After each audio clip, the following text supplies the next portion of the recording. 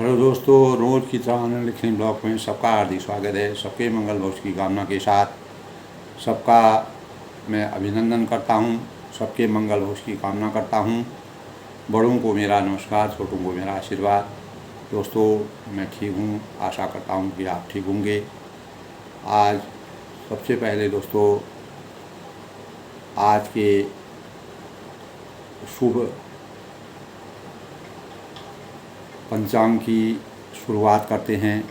उसके बाद दोस्तों, रामचरितमानस में लंका कांड का प्रसंग चल रहा है और लंका कांड के अंदर जैसे कि मैंने आपको बताया दोस्तों, मर्यादा पुरुषोत्तम भगवान रामचंद्र ने 14 साल के वनवास के दौरान अनेक प्रकार के कार्यों को करने के पश्चात मानव चेतना को जगाने, मानव जीवन को उद्धार करने, लोक कल्याणकारी कार्य करने, आदर्शों के भावों को समाज में व्याप्त करने और सही मार्ग का प्रयोग करने और दीन हैं, दुखी हैं, व्यथित लोग हैं, परेशान लोग हैं, ऋषि हैं, मुनि हैं आदि लोगों के आदर सत्कार के लिए मानव रूप में अवतरित होकर के किस प्रकार से जीवन कल्याण, जीवन दान दे करके अनेक प्रकार के सुर और असुरों के बीच की जो खाई थी और असुरों का हमेशा के लिए इस संसार से अंत करके धर्म की स्थापना करने का मार्ग प्रशस्त किया।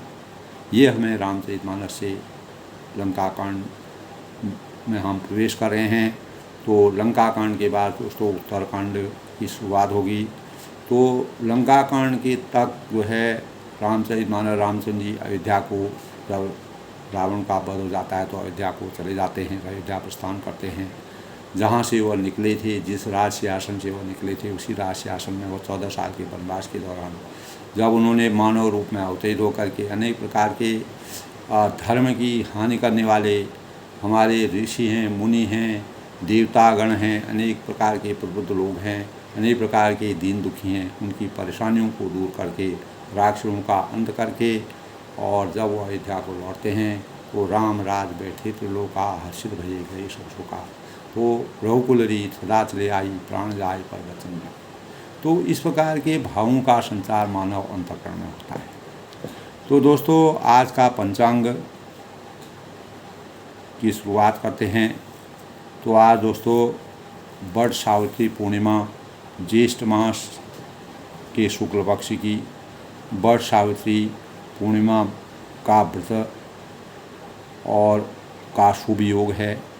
ज्येष्ठा नक्षत्र है दोस्तों और शुक्रवार का दिन है। शुभ योग प्रातःकाल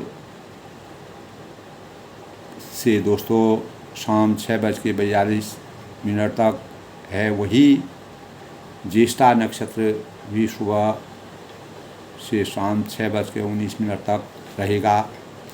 आज का शुभ मुहूर्त की बात करें तो अभिजीत मुहूर्त दोस्तों 11:55 से 12:51 तक है।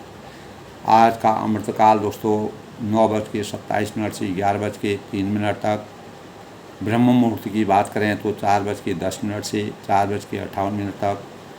आज राहु काल, जिसके अंदर किसी भी कार्यों को करना वर्जित माना गया है, 10:38 से 12:23 तक किसी प्रकार के शुभ कार्यों को करना वर्जित माना गया है।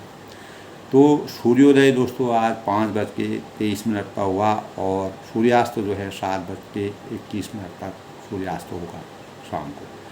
और आज दोस्तों ज्योतिष शास्त्र के अनुसार दक्षिण दिशा शूल माना गया है। शुक्रवार का दिन है, दक्षिण दिशा शूल है, दक्षिण दिशा में जाना वर्जित है।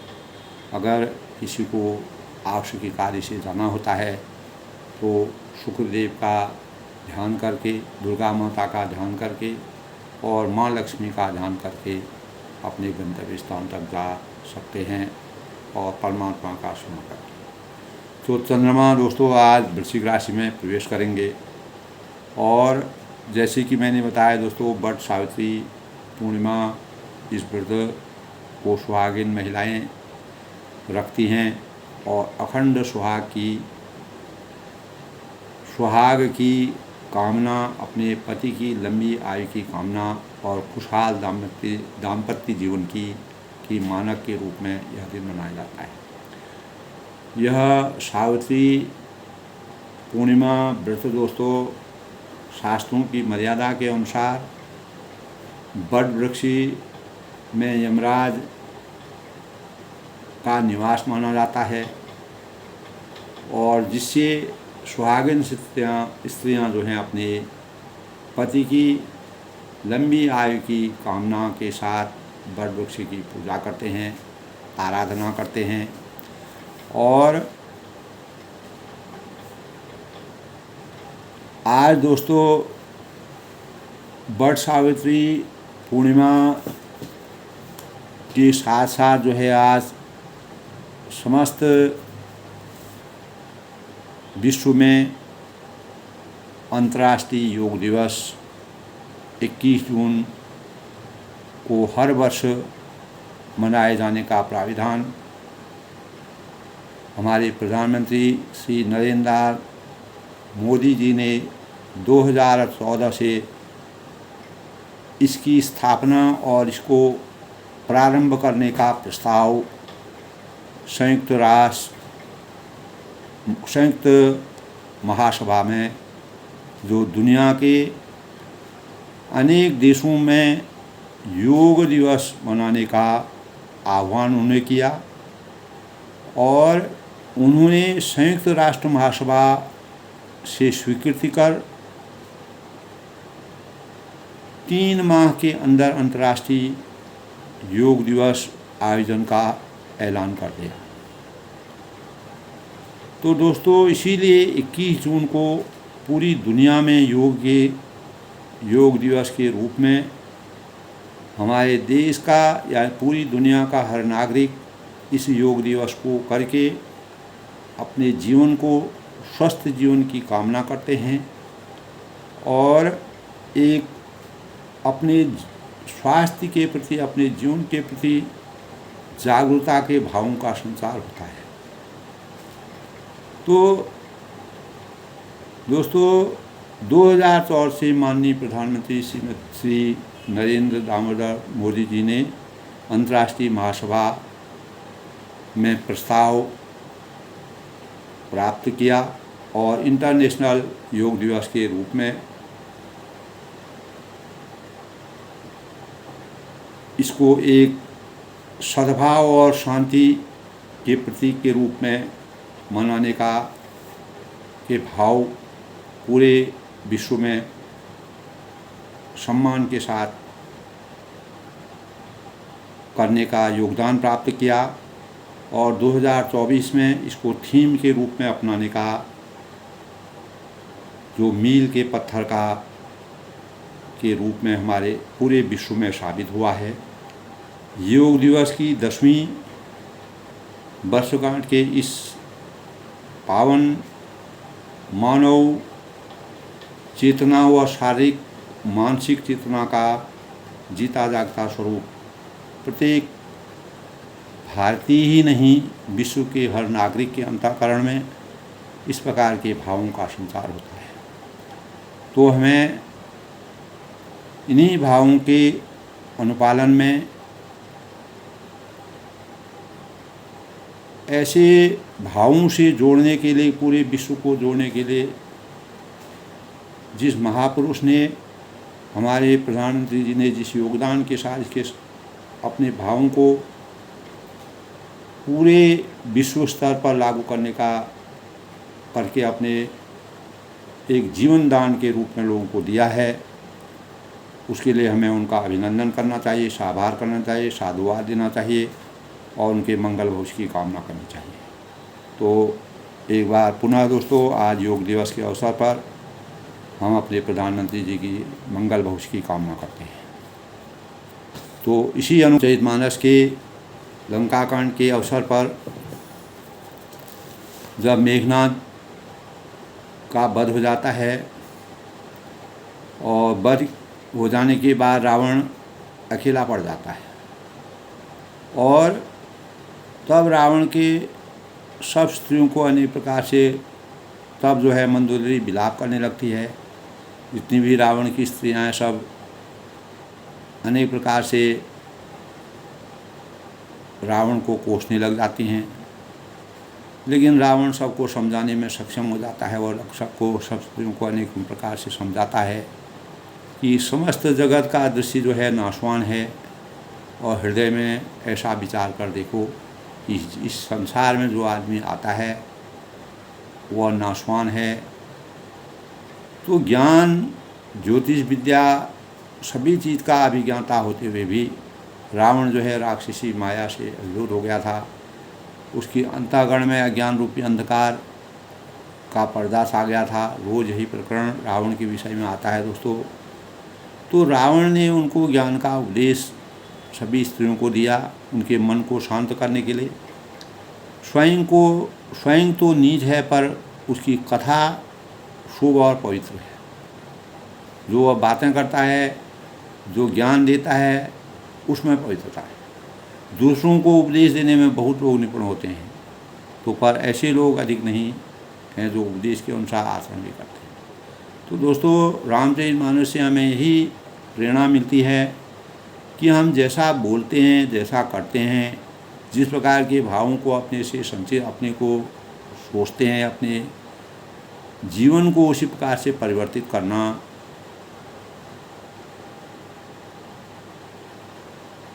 चाहिए।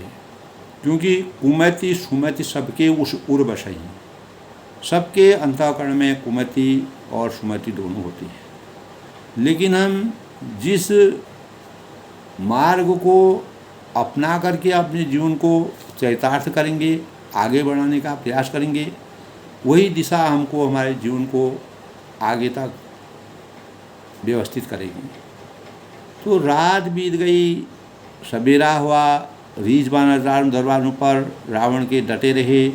योद्धाओं को बुलाकर दसवें रावण ने कहा कि लड़ाई शत्रु के समूह का मन डामाडोल हो गया, भयभीत हो गया, और युद्ध में जाकर व्यूह घुने में भलाई नहीं है। मैंने अपनी भुजाओं के बल से बैर को पाला है। सब बातें उसके अंतःकरण में आ रही हैं। जो शत्रु मेरे ऊपर चढ़ाई कर रहा है उसको मैं अपनी यानी मैं मेरी भुजाएं यानी मैं ही उसको स्वयं उत्तर दूंगा। इस प्रकार के भाव, बैर भाव रामचंद्र से रावण के विचार आते हैं। तो ऐसा कहकर उसने पवन के समान तेज चलने के लिए जो रथ अपना सजाया, और उस रथ को सजाने समय अनेक प्रकार के अशुगुन यानी अतुलनीय बलवान वीर चले, मानो काजल की आंधी के समान जो है वातावरण बन गया। तो उसमें असंख्य अशुगुन होने लगे। अनेक प्रकार के जब अशुगुन होते हैं दोस्तों, अच्छा भी बुराई में परिवर्तित हो जाता है, और अत्यंत गर्व के कारण वह सगुन अवशगुन का विचार नहीं करता है। लेकिन उसको घमंड है, उसको न कोई सगुन से मतलब है न अशुगुन से। शुभ और सुचिता उसके अंतःकरण से में विराजमान नहीं है। तो हथियार हाथों से गिर रहे हैं, योद्धा रथ से गिर पड़ते हैं, घोड़े हाथी साथ छोड़कर चिंगाड़ रहे हैं, सियार हैं, अनेक प्रकार के इस प्रकार के पशु पक्षी हैं, वह सुचिता और संभाव के जो भाव बोलते हैं वह सब अपशकुन करने लगे, और अनेक प्रकार के प्राणी दुर्भावों से व्याप्त हो गए। तो बहुत यानी पूरा परिवेश जो है परिवर्तित हो गया। तो इस प्रकार जो अशोगुन रावण के जीवन में इस प्रकार से पूर्वाभास हो रहा था, उससे यही लग रहा था कि रावण की मृत्यु अब नज़दीक है। तो ऐसे समय में ताय की संपत्ति सगुन स्वभाव सपने मन विश्राम भूत द्रोह रत मोह बसो राम विमुख का। तब तुलसीदास जी ने ऐसे समय में कहा है कि जो जीवों के द्रोह में रत है, ताय की संपत्ति सगुन स्वभाव सपने मन विश्राम, और राम विमुख हैं और काम में आसक्त है। भूत द्रोह रत मोह बसो, उसको क्या कभी स्वप्न में भी संपत्ति, शुभ शकुन और चित्त की शांति हो सकती है? नहीं हो सकती। यानी वह अपने ही संपत्ति यानी अपने ही माया मोह के वश में आसक्त है। तो इस प्रकार के भावों का संचार उसके अंतःकरण में हो रहा है। तो रावण को के लिए जिस प्रकार के अशुगुण होते हैं, तो परमात्मा के प्रति दोस्तों निस्वार्थ प्रेम की जागृति इसलिए होना बहुत ज़रूरी है। यदि रावण के अंतःकरण में निस्वार्थ प्रेम होता तो उसके जीवन में इस प्रकार के भाव नहीं होते। तो रामचरितमानस की प्रेरणा हमको ये देती है कि प्रेम आत्मा का प्रकाश होता है। मर्यादा पुरुषोत्तम में भगवान राम जी ने हर एक प्राणी से 14 साल के वनवास के दौरान जिस प्रकार के प्रेम के भावों का संचार किया, वह आज भी हमारे सामने साकार रूप में विद्यमान है। तो किंतु जब उसके रास्ते में मन आ जाता है तो वह प्रेम को विकृत कर देता है। यही रावण के अंतःकरण में। तो वर्तमान समय में दोस्तों मानवीय रिश्तों के बीच निस्वार्थ प्रेम बहुत कम देखने को मिलता है। आज के परिवेश में अगर हम देखें तो जीवन और रिश्ते के बीच एक इंसान स्वार्थ में फंसा हुआ दिखाई देता है। तो स्वार्थवश किया गया प्रेम एक नाटक है, वह वास्तविक प्रेम नहीं। तो यह नाटक हर पल हमारे बीच मानव के साथ इस प्रकार की खेल खेलता है। तो रामचरितमानस से हमको इस प्रकार की सीख मिलती है कि इससे हम दूर रहें। तो यह नाटक हर पल हमारे बीच दैनिक जीवन में घटता रहता है। जब हमें किसी से कुछ पाना नहीं होता है तो हम उसके प्रति त्याग, समर्पण और प्रेम का भाव दिखाते हैं, किंतु जब हमारा कार्य संपन्न हो जाता है अर्थात स्वार्थ पूरा हो जाता है तो हम उसे भुला देते हैं और हमारा त्याग, समर्पण और प्रेम सब कुछ समाप्त हो जाता है। तो रावण ने अपनी प्रजा के लिए जिस प्रकार के भाव व्यक्त किए, उसका पश्चाताप उसको हो रहा है। तो वास्तविक और सच्चा प्रेम दोस्तों वही होता है जो निस्वार्थ भाव से किया जाता है। रामचरितमानस की यही सीख है। निस्वार्थ प्रेम रिश्तों की आत्मीयता तो देता ही है।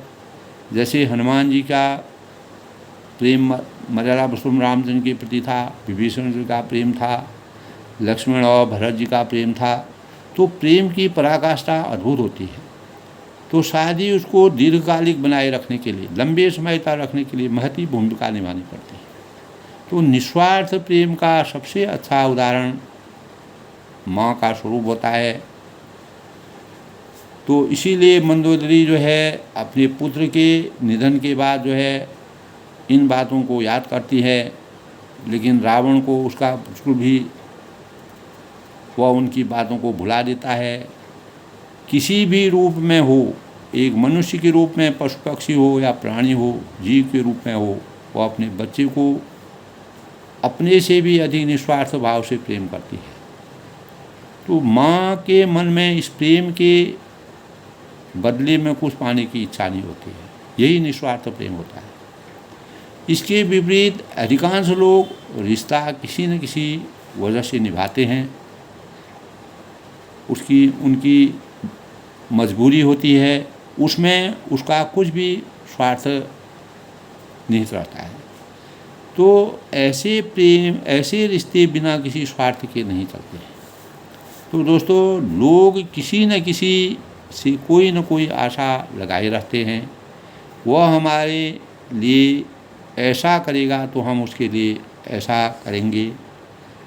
तो बदले की भावना नहीं होनी चाहिए। तो दुर्भाग्य से यही संसार का नियम बन गया। लोग एक दूसरे के स्वार्थवश से जुड़े हुए हैं।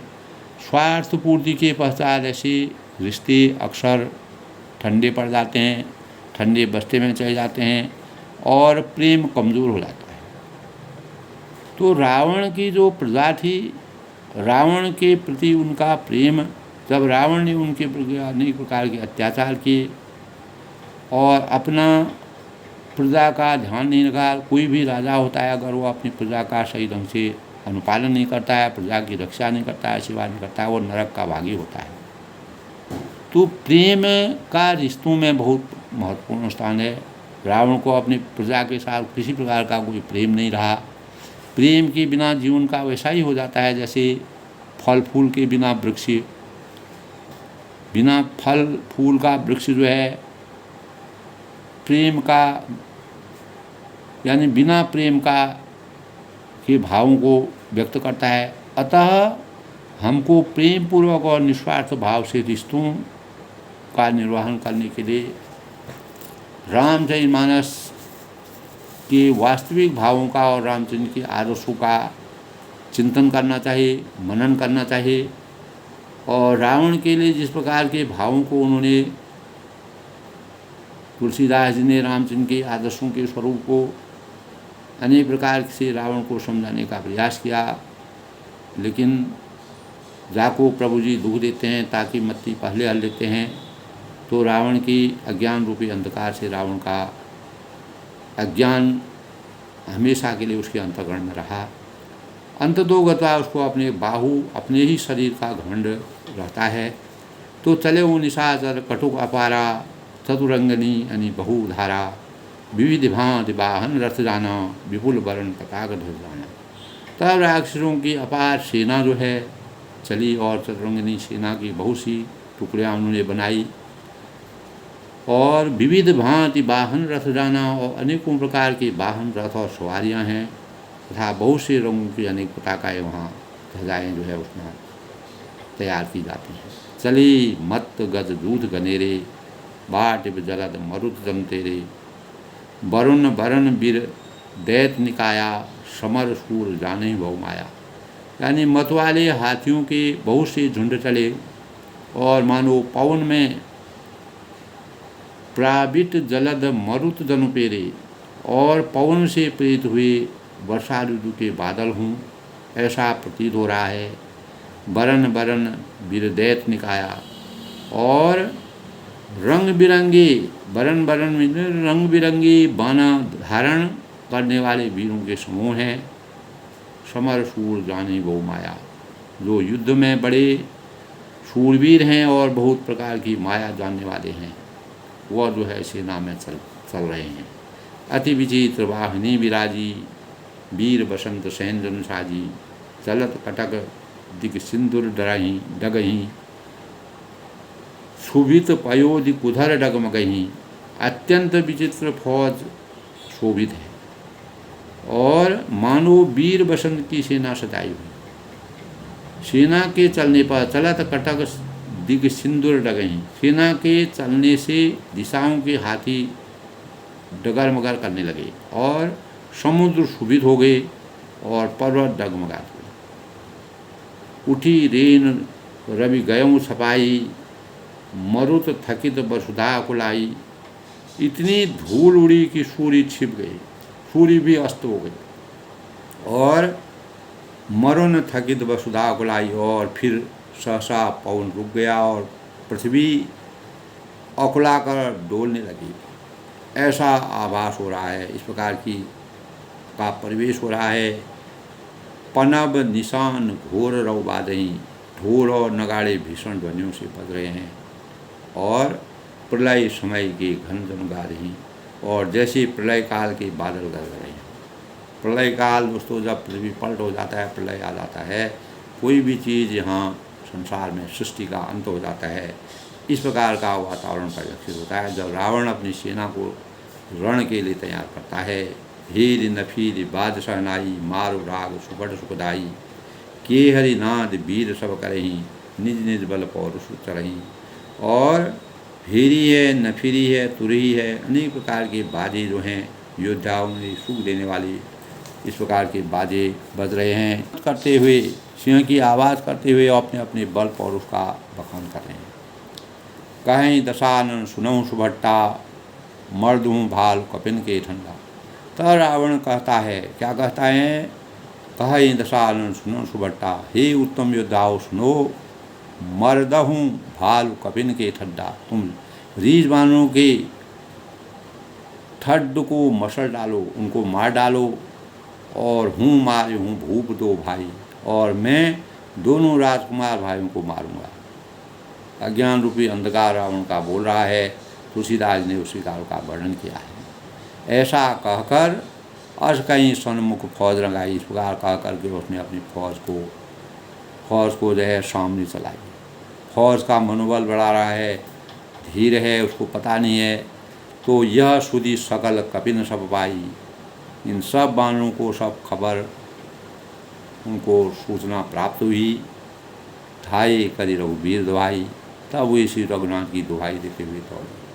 तब बानरों को चेतना आई और वह भी जो है उसी प्रकार के भाव करने लगे। ठाए विशाल कराल मरकट भाल काल समान थे, मानहु शपथ सोड़ाई भूधर बिंद नाना बान थे। नख दसन शैल महा द्रुमायुध सबल शंक न मानही, जय राम रावण मत्त गज मृगराज सुजस बखान। ढाई विशाल कराल मरकट भाल काल समान, यानी वे विशाल और काल के समान कराल बानर भालू दौड़े, मानो पंख वाले पर्वतों के समूह उड़ रहे हों। और अनेक वर्णों के रंग बिरंगे हैं, नग है, दांत हैं, पर्वत हैं, बड़े बड़े वृक्ष उनके हथियार हैं। वे बड़े बलवान हैं और किसी का भी डर उनको नहीं है। तो रावण रूपी मत वाले हाथी के लिए नग दशन शैल महाद्रुमा युद्ध सबल शंक न मानही, जय राम रावण मत्त गज के लिए मृगराज सुजस बखानही। सिंह की सिंह रूप श्री रामचंद्र का जय जयकार करके वे उनके सुंदर यश का बखान कर रहे हैं। तो बानर सेना जो है पूरा रामचंद्र के शौर्य का बखान कर रहे हैं। दूर दिशि जय जयकार करी, निज निज जोरी जान फिरे, वीर राम ही उत रावण ही बखान। और दोनों ओर से योद्धा जय जयकार करके अपनी अपनी जोड़ी जानकर इधर उधर श्री रघुनाथ जी का उधर रावण का बखान करके परस्पर फिर गए। रण की भेरी बच चुकी है, राम रावण युद्ध का शुभारंभ हो गया है। सेनाएं आपस में टकरा रही हैं, एक दूसरे से लड़ रही हैं। इस प्रकार की रचना तुलसीदास जी ने राम रावण युद्ध की जो रचना का भाव व्यक्त किया है। एक सेना दूसरी सेना से किस प्रकार से रण युद्ध में अपना प्रताप दिखा रही हैं। रावण रथी बिरथ रघुबीरा, दीघ विभीषण भयो अधीरा, अधिक प्रीति मन भाषण देहा, बंदी चरण का सरित स्नेहा। तब रावण को रथ पर और श्री रघुनाथ जी को बिना रथ में देखा विभीषण अधीर हो गए। रावण अपना रथ में सज धज के आ रहा है, अपने बल का प्रयोग कर रहा है। रावण रथी बिरथ रघुबीरा, और मर्यादा पुरुषोत्तम भगवान राम जी बिना रथ के हैं। तो विभीषण को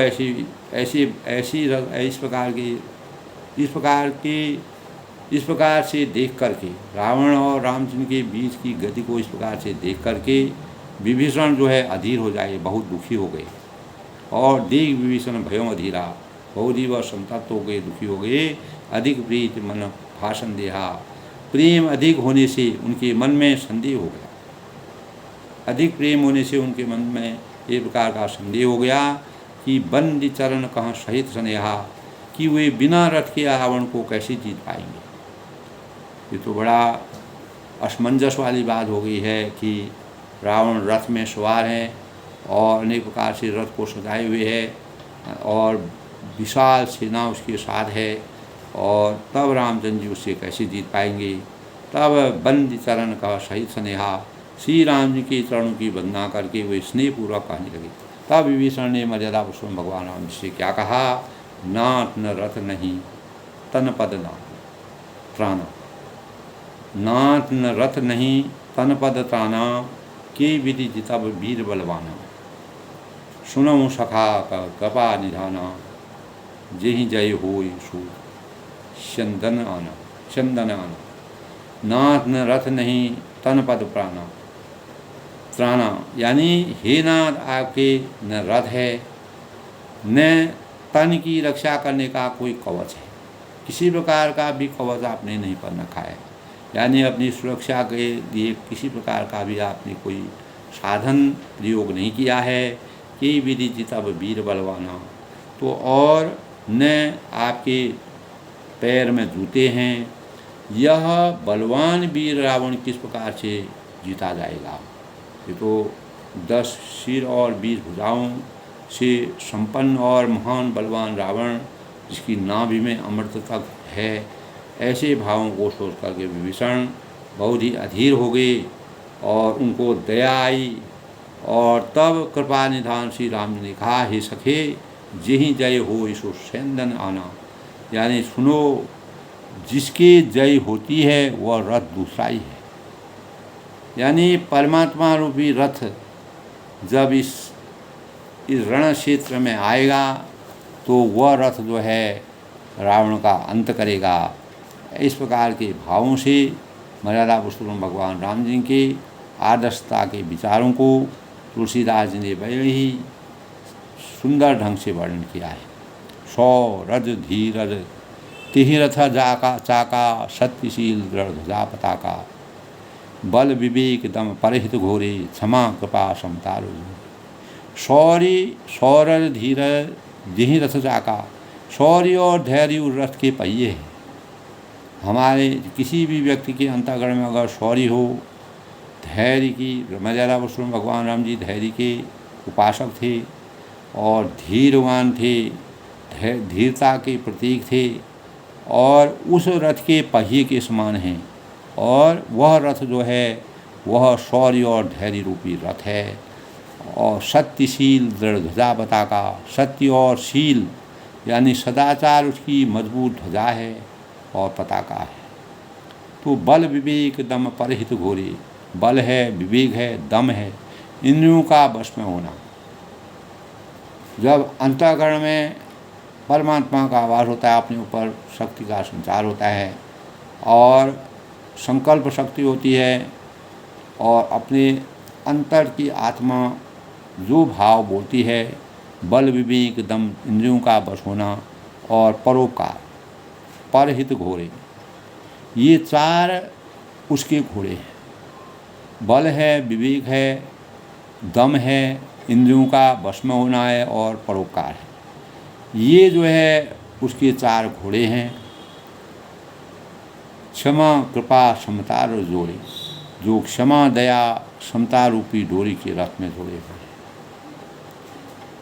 उस डोरी में बंधे हुए जीवन जिनका है तो उनको किसी प्रकार के रथ की ज़रूरत नहीं है।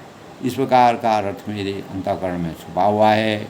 ईश भजन सारथी सुजाना, विरत चरम संतोष कराना। ईश्वर का भजन ही इस रथ को चलाने वाला है। परमात्मा का मनन करना, परमात्मा में आसक्ति जिसकी होती है, वही हमारे जीवन के रथ को चलाता है। और चतुर सारथी और ईश भजन, परमात्मा का ध्यान करना और चतुर सारथी हो, विरति चर्म संतोष कराना और वैराग्य ढाल है और संतोष तलवार है। तुलसीदास जी ने बड़ा ही हृदयस्पर्शी वर्णन किया है दोस्तों। दान परशु बुद्धि शक्ति प्रचंडा, दान फरसा है, बुद्धि प्रचंड शक्ति है और श्रेष्ठ विज्ञान कठिन धनुष है। प्रत्येक चीज़ का एक एक चीज़ का जिस प्रकार से वर्णन किया है, अमल अचल मन त्रोण समाना, निर्मल पाप रहित और अचल स्थिर मन तर्कस के समान है। जिस प्रकार तर्कस एक बार अगर बाण जो है तर्कस से निकल जाता है तो वह फिर वापस नहीं आता है। तो इस प्रकार की शक्ति का संचार सम जम नियम शिली मुखुनाना, सम है, मन का वश में होना है, अहिंसादि है, यम और शौचादि नियम, ये बहुत से बाण हैं। और कवच अभेद विप्र गुरु पूजा, ब्राह्मणों और गुरुओं का पूजन अभेद्य कवच है। अगर हमारे अंतःकरण में हमें अपने इंद्रियों पर शक्ति है, हमारे जीवन का कवच वही है और अनेक प्रकार के अवैध जो कभी भेदे नहीं जा सकते हैं, इस प्रकार के कवच ब्राह्मणों और गुरुओं का पूजन ही हमारा कवच है। उनके मंत्रों से, उनके भक्ति भाव से ही, उनकी आसक्ति से, उनकी साधना से हमारे लिए वही कवच का काम करेंगे। और यही सम विजयी उपाय न दूजा, इसके समान विजय के लिए कोई दूसरा उपाय नहीं होता है। अगर ये संसाधन मानव के अंतःकरण में हैं तो वह जो है विजयी भव की प्राप्ति कर सकता है। तो रथ जो दिखावटी रथ है उसमें कुछ नहीं है।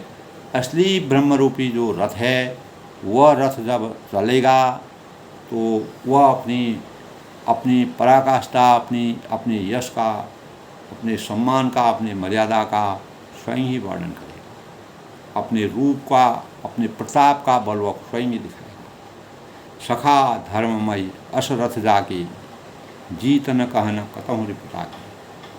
तब मर्यादा पुरुषोत्तम भगवान रामचंद्र जी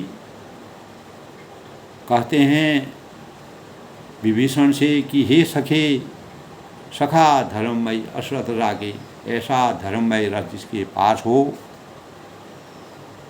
जीत कहन कतहु रिपुता के, उसके लिए जीतने की कोई शत्रु ही, उसके सामने शत्रु टिक ही नहीं सकता है। शत्रु का कोई अस्तित्व नहीं रह सकता है, वह अस्तित्वहीन हो जाएगा, उसका जीवन नहीं रहेगा।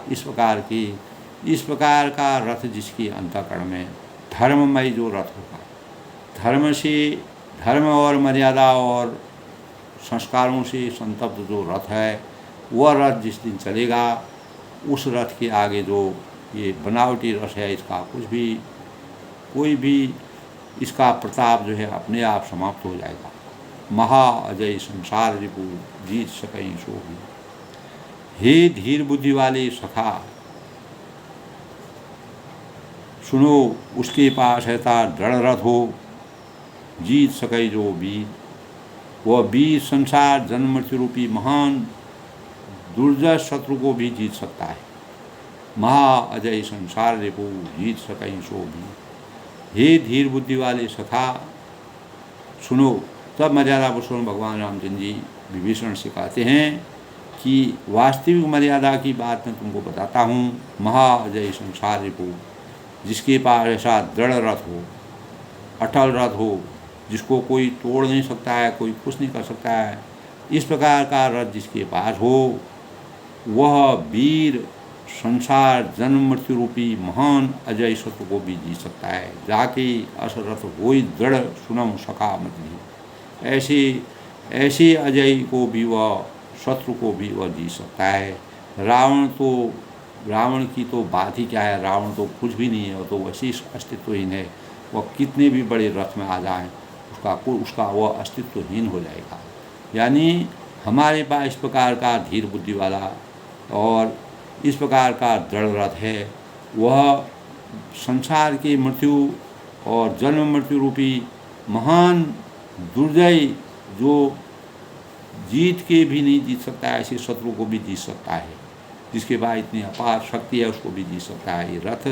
तो रावण की तो बात ही क्या है। सुनि प्रभु वचन विभीषण, हर्ष गई पदकुंज। तब प्रभु के इस प्रकार की बातों को सुनकर विभीषण जी ने हर्षित होकर अपने मन में प्रसन्नता की अनुभूति को प्रकट करते हुए, सुनि प्रभु वचन विभीषण, हर्ष गई पदकुंज, उसके चरण कमल पकड़ लिए, मर्यादा पुरुषोत्तम भगवान राम जी के चरणों में गिर गया और कहा, यही मिस मोहि उपदेश हूँ राम कृपा सुकुंज। और हे कृपा के निधान, हे शिरोमणि, हे रघुकुल के शिरोमणि, सुख के समूह श्री रामचंद्र जी, आपने इसी बहाने से मुझे अपना उपदेश दिया है, अपना वास्तविक ज्ञान दिया है। मैं इस ज्ञान से पूर्ण रूप से धन्य हो गया हूँ और मेरे ज्ञान चक्षु खुल गए हैं। परमात्मा का आशीर्वाद मुझे प्राप्त हो गया है और इस संसार में परमात्मा की शक्ति के आगे कोई भी शक्ति टिक नहीं सकती है। इस प्रकार के भावों से मर्यादा पुरुषोत्तम भगवान राम जी की विभीषण को आसक्त किया। उत्पचार दश कंदरौ इत अंगत हनुमान, लरत निशाचर भालु कवि कर निज आन। यानी उधर रावण ललकार रहा है, उत्पचार दश कंदरौ इत अंगद हनुमान, और इधर अंगद और हनुमान राक्षस और रीछ बानर जो हैं इस प्रकार से भाव कर रहे हैं, अपने अपने स्वामी की दुहाई देकर लड़ रहे हैं। इस प्रकार दोस्तों आज के प्रसंग में राम और रावण युद्ध की शुरुआत हो गई है और रावण अनेक प्रकार के रथ में करके और अपने रथ को इस प्रकार से सजा करके जब वो आता है तो विभीषण अपनी बातों को रामचंद्र से कहते हैं कि इस यानी ये ईश्वर का भजन ही उस रथ को चलाने वाला है। मर्यादा पुरुषोत्तम भगवान राम जी कहते हैं शौर्य और धैर्य उस रथ के पहिए है जो, और रावण का रथ उस रथ के सामने कुछ नहीं है। सत्य और शील सदाचार उनकी मजबूत ध्वजा के समान हैं, पताका हैं। बल विवेक दम इंद्रियों का वश में होना और परोपकार ये चार उसके घोड़े हैं जो क्षमा दया समता रूपी डोरी के रथ में जोड़े हैं। मर्यादा पुरुषोत्तम भगवान रामचंद्र जी पूर्ण रूप से आश्वस्त हैं, अपने आप में उनको भरोसा है, अपनी शक्ति अपने परमात्मा का ध्यान लगा करके, यानी मानव रूप में परमात्मा का ध्यान लगा करके अनेक प्रकार के भावों से विभीषण की जो विभीषण जिस प्रकार से व्यतीत होते हैं, परेशान होते हैं, उनकी परेशानी को दूर करते हैं। ईश्वर का भजन ही उस रथ को चलाने वाला चतुर सारथी है और वैराग्य ढाल है और संतोष तलवार है और दान फरसा है, बुद्धि प्रचंड शक्ति है और श्रेष्ठ विज्ञान कठिन चतुर है। तो निर्मल पाप रहित और अचल मन तरकस के समान है और सम यानी मन का वश में होना और अहिंसा आदि यम और शौचादि नियम ये बहुत से उनके बाण हैं और ब्राह्मण और गुरु का पूजन अभेद्य कवच के समान है, वह मेरी रक्षा करेंगे और इससे समान विजय का दूसरा उपाय संसार में कुछ भी नहीं है। जा पर जाको सत्य स्नेहु ता पर ताको मुझ कसुम स्नेह राम नाम मुझ मंगलकारी विघ्न रूष पातघारी हिया राम में सब जग जानी करो प्रणाम जोर तुम कपाल जा परे अनुकूला ताहि व्यापत त्रिविध भवसो। परमात्मा का आशीर्वाद जिन पर जो कृपालु जिन पर होते हैं, तुम कपाल जा पर ताको कछु नहीं अगम ताको कछु नहीं अगम प्रभु जा पर तुम अनुकूल तो प्रताप बड़वाल नहीं जा सके। तो मर्यादा पुरुषोत्तम भगवान राम जी की इस प्रकार की शक्ति है। उस शक्ति के आगे रावण के रथ का कोई भी प्रताप, कोई भी अहंकार, रावण का जो घमंड वह नहीं चल सकता है। उसके 20 भुजाएं और 10 सिर और 10 भुजाएं निरर्थक हैं, अस्तित्वहीन हैं और निर्मल पाप रहित तो अचल मन तरकस के समान हैं। सम यानी मन का वश में होना और यम आदि शौचादि नियम ये बहुत से बाण हैं ब्राह्मणों और गुरु का जो अभेद्य कवच मेरे जीवन के लिए है, उसके समान विजय का दूसरा कोई उपाय नहीं है। हे सके ऐसा धर्ममय जो रथ है उसके लिए जीतने यानी शत्रु जीतने को कहीं शत्रु की क्या चल सकती है, रावण क्या चीज़ है। धीर बुद्धि वाले सखा सुनो, उनको भरोसा दिला रहे हैं, आशक दिला रहे हैं, जिनके पास दृढ़ रथ हो वह वीर संसार जन्म मरण के भय से हमेशा दूर रहेगा और जन्म मरण रूपी महान दुर्जय शत्रु को भी वह जीत सकता है। और रावण तो कुछ नहीं है, रावण का कोई अस्तित्व नहीं है। प्रभु के वचन इस प्रकार के सुनकर के विभीषण हर्षित होकर उनके चरण कमल पकड़ लिए। मर्यादा पुरुषोत्तम भगवान ने अपने प्रताप का बल उनको दिखाया उनकी और कहा कि सुख के समूह श्री राम जी आपने इसी बहाने मुझे महान उपदेश दिए जो मेरे हृदय चिंतन में हमेशा अवतरित हो जाएंगे। और इस प्रकार से राम और रावण के योद्धा जो है आपस में एक दूसरे से भिड़ते हैं। आज के प्रसंग में दोस्तों मर्यादा पुरुषोत्तम भगवान राम जी का आशीर्वाद सभी को बना रहे। रावण का जो रथ है वह रामचंद्र के रथ के आगे उसके कोई भाव नहीं है, उसका कोई अस्तित्व नहीं है, उसका कोई कवच नहीं है, उसका कोई आकार नहीं है। और प्रभु की कृपा भयहूँ सब आजू जन्म हमार सुफल भाजू। सबके मंगल व उसकी कामना के साथ मर्यादा पुरुषोत्तम भगवान राम का आशीर्वाद सभी पर बना रहे। इस प्रकार दोस्तों लंका कांड का प्रसंग में रावण का और रावण राम युद्ध की शुरुआत हो जाती है। सब लोग सुखी रहें।